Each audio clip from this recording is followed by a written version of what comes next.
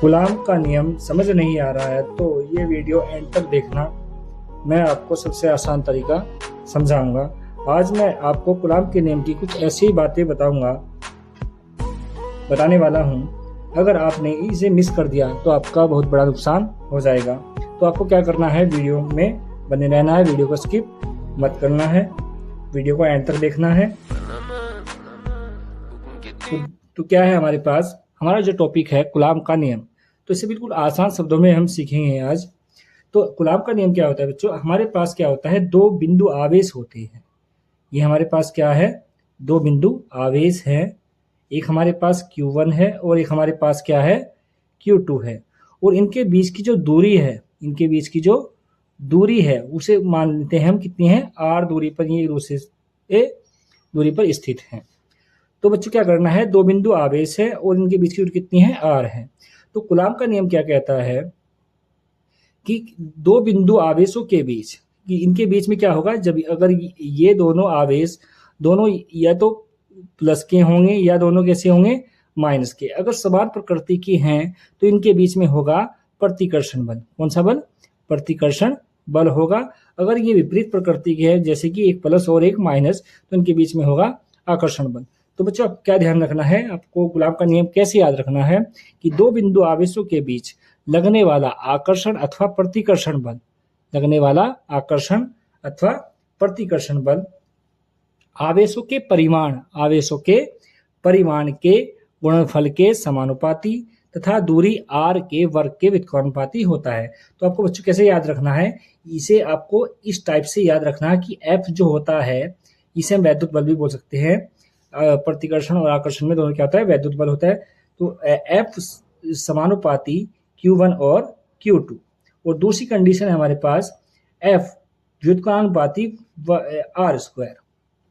तो बच्चों क्या है, जैसे आपने ये बातें आपको याद रखनी है, इसके अकॉर्डिंग आपको गुलाम का नियम रखना है। तो क्या होगा, इस नियम के अनुसार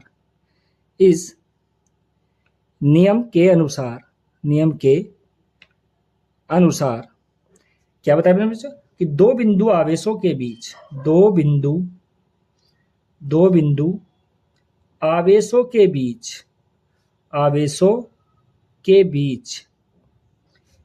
लगने वाला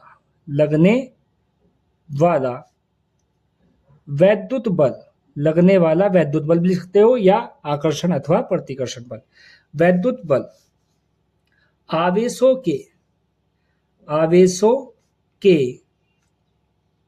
परिमाण के समानुपाती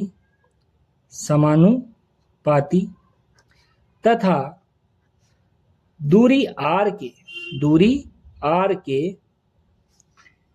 व्युत्क्रमानुपाती होता है। तो क्या है बच्चों कि दो बिंदु आवेशों के बीच लगने वाला वैद्युत बल आवेशों के परिमाण के गुणनफल के समानुपाती तथा दूरी r के वर्ग के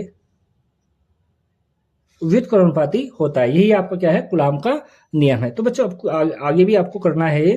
तो हमारे पास दो इक्वेशन है, इक्वेशन फर्स्ट और इक्वेशन सेकंड है। उसके बाद हम इन इक्वेशनों को क्या करें, इकट्ठा लिख सकते हैं। हम समीकरण फर्स्ट और सेकंड से, समीकरण फर्स्ट व समीकरण सेकंड से। तो यहाँ पे हमारे पास है F समानुपाती Q1 Q2 अपॉन R²। अब क्या होता है बच्चों, जब समानुपाती का साइन हटाते हैं तो एक बराबर का साइन लाएंगे, तो एक यहाँ पे कांस्टेंट आएगा, नियतांक Q1 Q2 अपॉन R², जहां K क्या है, एक नियतांक है, जहां K एक नियतांक है, जिसका मान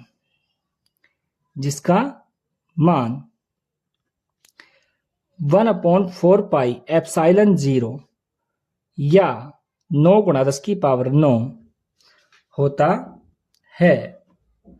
तो इसके अकॉर्डिंग अगर हम इस फॉर्मूले को लिखें तो ये हमारे पास आएगा F = 1/4 pi epsilon 0 Q1 Q2 upon R²। यही आपके क्या है, गुलाम के नियम का फॉर्मूला है। तो बच्चों आपको क्या करना है, मैंने आपको बताया था कि हम कुछ ऐसी बातें बताएंगे आपको लास्ट में जिससे आपको कुछ नुकसान ना हो।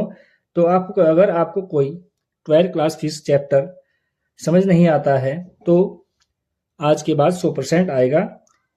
तो आपको क्या करना है, जिस टॉपिक की आपको वीडियो चाहिए तो आपको कमेंट बॉक्स में उसे बता देना है और हम उसकी वीडियो आपको बना के आसान शब्दों में देंगे। ठीक है, थैंक यू।